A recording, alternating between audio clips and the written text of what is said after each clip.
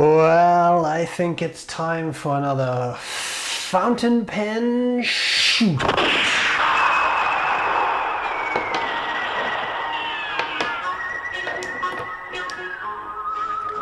And I thought what we would do today, let me zoom out a little bit because that's a bit much, is look at 3 variations on the same filling system. I have in the past done a video comparing these two, so sorry, I'm not trying to repeat myself, but recently I was sent this pen and it's another variation on that theme. So let me talk briefly about these pens. The 3 of them have had their own separate reviews, so if you want to learn about any of them in more depth, please check out the reviews because there I talk about the individual pens. We have here CONID from Belgium, designed by Fountain Bell, as it says on the center band, which by the way came loose and is now a fidget spinner, but that's a different issue. This is a CONID king size bulk filler. I forgot the price, but these are expensive and they're very hard to get because they now make them on kind of an as needed basis, and they do a batch and then you can purchase them and they sell out in 24 hours, that kind of stuff. But these, I think in the lineup, this is maybe the most expensive one. But again, because they're not widely available, I didn't really bother to check the price. Then we have the Kyuseido, Kyuseido Kakari, to be precise. This was sent to me by a very, very kind viewer, which is amazing. I want to say these are in the 600 US range. They don't come with the clip, it's a Kaweco clip, and I have a different nib on it. Now both of these pens I have a different nib on.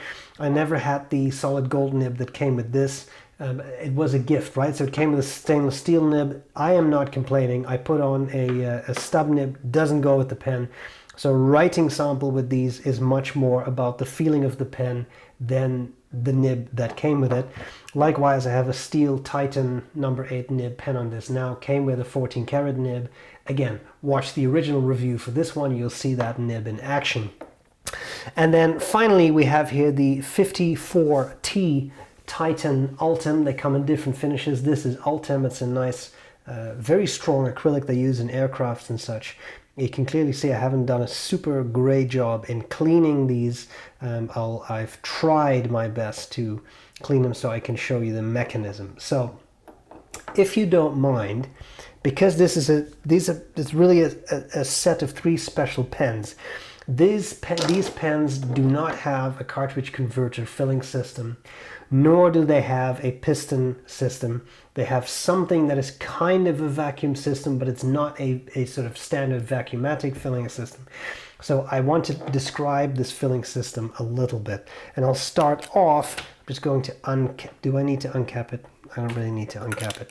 I'm going to start off with the CONID because that was the original. And I'll try to zoom in a bit so I can actually show you what I'm talking about. If you know these systems, sorry, but for the viewers who don't, I just want to point this out. So what you see here is a clear pen with a rod in there, and there is a piston seal right there. Now, in a traditional piston filler, you turn the piston turning knob, and then the seal will go down, and then it'll go up, and that going up creates a vacuum, it draws up ink, right? But these pens work a little differently. So Francis Goossens, who is that is the actual Fountain Bell on Fountain Pen Network, he designed a system where you unscrew this rod, and then here you keep screwing at the end, and that will engage threads at the end of this rod, which then engage with that seal. And then you can unscrew a little bit farther. We see here, I don't know how well the camera picks that up, but in here is the sort of, sorry, I just have to screw that in a little bit harder. There we go. We have metal and this, I don't know what that is, kind of plastic, that forms the logo of CONID. The camera doesn't focus that close, but here's the logo. That's what that thing is, right? So that's that mechanism, and then it's very simple. I will uncap it now. I'm just holding this with a paper towel because there is still water in it. And then it's a simple process. You push this down, that pushes that make sure it's disengaged from that hook system there. It engages this mechanism. You can loop that up a bit. There is a wrench you can buy separately to disassemble this thing. Pushes that seal down, put it in a bottle of ink, draw up ink, and now you're done. And then when you're fully finished, you can make that seal engage there again, so the metal and plastic. Now you unscrew this rod, you push that back down, make sure you do that over a bottle of ink because you're going to push out a couple drops of ink. And now you see a primary ink reservoir, and down there is a secondary reservoir, most visible on this pen. That's why I pointed out here. You see that this seal, once the turning knob is screwed in place, will seal off that secondary ink reservoir. That's useful if you fly. You can make the ink go back into the primary reservoir, and then there you are. That's pretty much all there's to it. Over time, this will, as you write, this goes dry, and then you have to open that up and let some more ink in. And that's pretty much the end of the story. Now, no, let's not do it now. I'm going to ink them up. I'm not going to show you how I ink them. I think I did that in the previous shootout, but it's messy. So here we have the Kyuseido, designed by Ben Walsh. A variation on that theme. So here too we have a seal with a bit more metal to it, screwed into the back of the barrel. Here we have a mechanism to engage that seal, and then we have that rod. So here too, you unscrew this turning knob, and then you can make the whole part in there move, pull it out. And then here there's a little bit of ink left, but you kind of have to engage those rods, those tiny little rods you see there, engage them into the grooves in that seal like this, and then you continue to screw a little bit more to unscrew that actual seal until it is willing, there you go, to come down. And then it's the same system, put in an ink bottle and pull, and that draws up ink. You can already tell I'm going to be using two different kinds of ink in this review. I didn't fully clean them, and I am sorry, but you're going to have to cope. All right, then we have this final pen. 54T is the brand. This is the Titan Ultem model, and yet another variation on that theme. So we have here another rod. We have a turning, sorry, I'm so sorry, it was off screen. We have a rod, we have a turning knob. Same kind of deal, but here again we have a threaded end of that piston. Pull that all the way up, keep twisting until that engages, and then you have this seal that just goes down. Put in a bottle of ink, pull on this end, and you draw up ink. Now, I have done it, and I have measured it. You can fill up these barrels entirely, but often that takes 2 attempts. I have a video to show you how you can do that. I have found that this pen, the 54T, draws up 3 milliliters of ink on a single pull. And may I say, of the 3, this one is the smoothest in its action. The CONID King size draws up 2 milliliters of ink, and the Kyuseido 3. So there is some difference. Now, that's not their total capacity. You can put more ink in the bulk filler by, and in all of them, by the way. So you do your thing. Sorry, I'm just engaging that mechanism. You do your thing where you draw up ink, and then you may get only about 2 milliliters. Then you turn it upside down, so nib up. You very gently push that piston up until you have no air bubble, put it back in the bottle of ink and pull more ink in. So again, that 2 milliliters here, that is not the total capacity of the pen, but it is what I was able to get out of a single draw. I am now off camera, and I am sorry, but I just don't want to create too much of a mess. I have just used my CONID, there we go. I have drawn up ink in that. That is going to be Konpeki Iro Shizuku.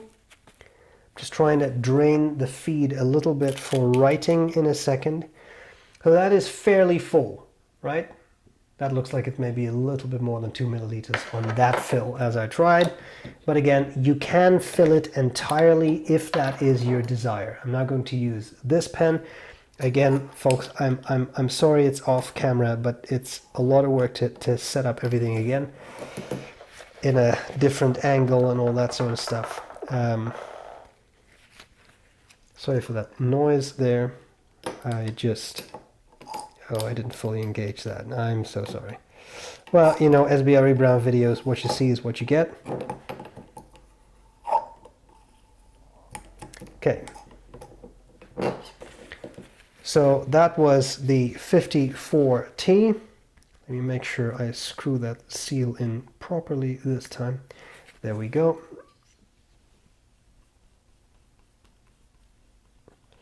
And then I have, this is also Konpeki, and I know it's not great for comparison purposes, but I already had another ink in that Kyuseido. So this is about what you get. So you can see there is a bit of an air bubble, but again, you can fill it up entirely if you so desire.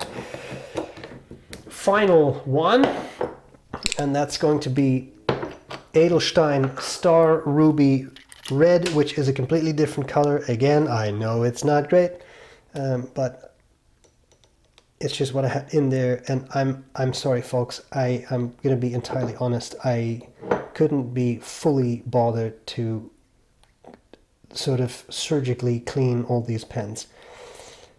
So that's what you have. We're going to have to live with it. I am finishing up here, then I will do you a quick writing sample, and then I want to talk about likes, dislikes, and which one of these I prefer. Okay, ink out of the way. It's all okay. It's all under control, don't worry. Don't panic. Writing. I'll do it in the order I've shown you the pens. So here we have the CONID king size bulk filler with a completely different nib than it came with. This is actually the, is it the broad or the double broad from Titan pens? I want to say this is the broad. So we have here, is it in view? Yes, it is. CONID.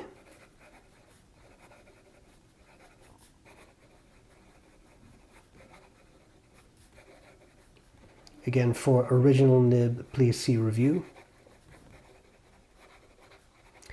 And just because, again, it's not the nib that came with it, but out of just comfortable, larger pen, basically it's the size of a Montblanc 149, and it's really that shape and size.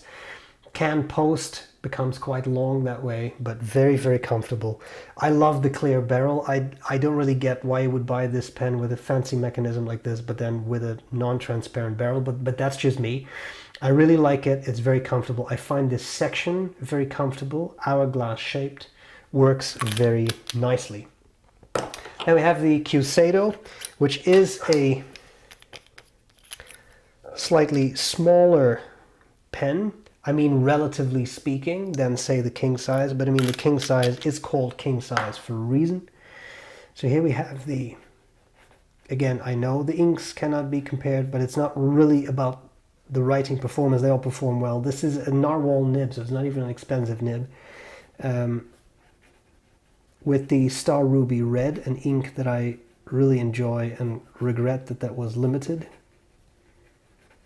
I just had a quick look to see if I actually closed those ink bottles because I'm terrified over the quick fox. It doesn't matter. Very pleasant writer too. Thinner section, tapers down, flares out. Very gravitas in its shape.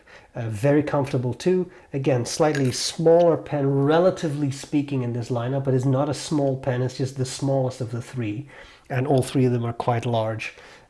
Posting, as you can see, is a bit weird because it becomes really, really long, but I find it, because there's a big chunk of titanium there, it's already quite top heavy. I don't know why you would want to really post that. Again, it's very comfortable, and I think of the three, this is the size that'll agree with most people, because it's just that again, a little bit smaller than the other two. And then finally, here we have the, whoops, the cap nearly rolled off the desk. Here we have the 54T. This is also Konpeki. Fine nib. It had a little bit of a fiber stuck in it, it seems.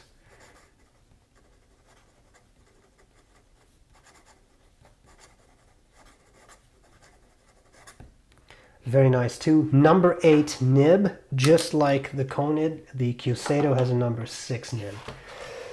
So if you were to twist my arm behind my back and would make me choose which of these 3 pens I would pick, I can tell you now it would be a very difficult choice, but I will tell you some likes and dislikes, relatively speaking. Again, I think for most people the Kyuseido is going to be the most comfortable size, simply because it is a size that I have found works well for most people. That's a very circular argument, kind of idiotic, isn't it? What I mean is, I think this is the best one size fits all. The other 2 are much bigger, and with the titanium parts near the end, they can be top heavy. If you have smaller hands, that's going to weigh down more, so be aware of that. The Conid is the OG. They came up with this filling system, and the other 2 are variations on that theme. I'm not implying anything, I'm not trying to say anything bad. The Conid is the OG, it needs some props for that. The king size, I think, is a beautiful pen. They do make smaller pens if you want something a bit more Kyuseido sized, but it is a very nice one. Of the 3, it draws the least ink in a single go. But again, you can fill all 3 of them up, so don't get sort of hung up on that. I do like it. It's also the not really flat top, but there is a flat top king size, so this is really not a reasonable comparison. And then we have the 54T. What I really like about that one is that of the 3, I find it has the smoothest mechanism. The pulling out the plunger and pushing it back in, to me, by far, and I mean by an order of magnitude, smoothest on the 54T. If I'd have to assign numbers to the smoothness of the mechanisms, and yes, you can put some silicone grease on them and that, but I mean, how I'm experiencing them, the Kyuseido draws a really hard vacuum. And as a result, it draws up a lot of ink. I mean, you can see how relatively, oops, I shouldn't make that roll, how relatively full this is, right? That's beautiful. The downside is you have to pull quite hard. I'll come back to that in a second. The Conid's somewhat in the middle, so I would say, for me, in smoothness of operation, on a scale from 1 to 10, where 1 is it's impossible to use, 10 is it's incredibly smooth, the 54T is a 10. I would say the Conid is an 8 or a 9, and I find the Kyuseido is something like a 7 or an 8. So I know that's not incredibly precise, but there is a ranking there for me. And yes, you can grease the seals more and all that stuff and make it a bit smoother, but if absolute smooth operation is what you desire most, I would pick the 54T. So I've given you different options, right? Like size-wise, the Kyuseido is smaller relatively, but I think works for a lot of people. The other 2 are more oversized pens. Action, smoothness of action, I like the 54T. What I will say about the both of the, so that was a weird way to start that sentence. When it comes to dislikes, I like the Kyuseido filling system the least. And the reason for that is that the seal does not screw into the rod.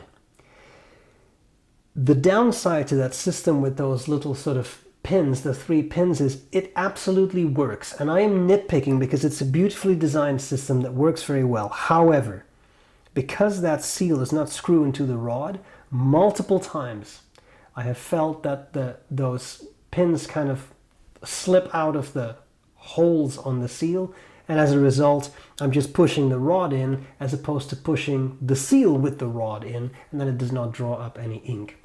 So there is that as something to bear in mind. You don't use it all the time. As the pen, once it's inked, it writes beautifully. I've had no issues with it whatsoever. But I will say I find that the least pleasant to use. The other 2 are more finicky because you have, finicky is not the right word. They take a little bit longer to operate because you have to actually screw the threads of that rod into the seals. But once it's in, it's in. You can push it in, you can pull it out. It's not going to become dislodged, and therefore I find the filling experience a little bit more pleasant with the 54T and the Conid. But again, I'm absolutely nitpicking. The Kyuseido absolutely works. It's not that there's anything wrong with it. It's just that relatively speaking, I find that one the least comfortable to use to me. What I will do is put some more grease on the seal, and I'll see if that makes a difference in maybe those rods slipping a little bit less. Because again, please do not take this as, well, when you try to fill up a Kyuseido, you have to do it 20 times because the rod keeps slipping or something. It's not like that at all. It's just that of the three, that one has those little rods slip out the holes the most, I have found. So there you have it, three beautiful pens. They're all expensive, they're all fancy. You're looking at very high-end pens. Beautifully machined, really nicely made, very tight tolerances in all of them. They're fantastic. You pay for that, right? These are not affordable pens, relatively speaking. They're on the higher end of the price spectrum when it comes to fountain pens. Although it could be a lot worse, let's be fair.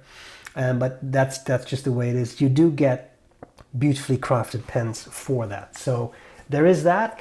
I hope this was useful. A very kind thank you to the incredibly nice viewer who sent me this. Roy sent me this, the maker sent me this, and this one I did buy with my own money. But there we are. So hope that was useful. If nothing else, it was some eye candy, wasn't it? At least I hope so. So hope this was useful. Glad to see you later. Bye!